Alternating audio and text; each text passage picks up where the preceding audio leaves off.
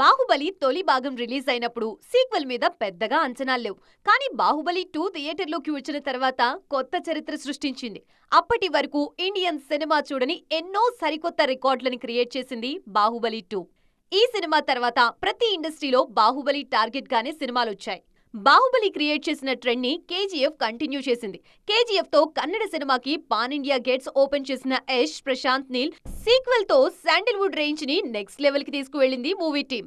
గత రికార్డులన్నింటినీ చెరిపేస్తూ మరో చరిత్ర సృష్టించింది పుష్ప సిరీస్. తొలి భాగంతోనే నార్త్ మార్కెట్ ని షేక్ చేసిన అల్లు అర్జున్ సీక్వెల్ తో బాలీవుడ్ కి చెమటలు పట్టించారు. ఒక రకంగా బాలీవుడ్ మేకింగ్ టేకింగ్ లో వచ్చిన మార్పులకి ఈ సౌత్ డామినేషన్ కూడా ఒక కారణమే.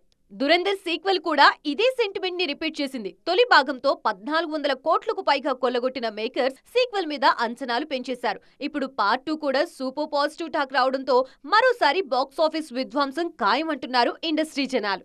ప్రీమియర్స్ తోనే సూపర్ పాజిటివ్ టాక్ సొంతం చేసుకున్న దురంధర్ 2 భారీ టార్గెట్ తో రంగంలోకి దిగింది. ఇప్పటికే ఈ సినిమా 2000 కోట్లు టచ్ చేస్తుందన్న అంచనాలున్నాయి. అదే జరిగితే ఇండియాస్ బిగ్గెస్ట్ హిట్ అన్న ట్యాగ్ ఇక దురంధర్ 2 ఖాతాలోనే పడుతుంది.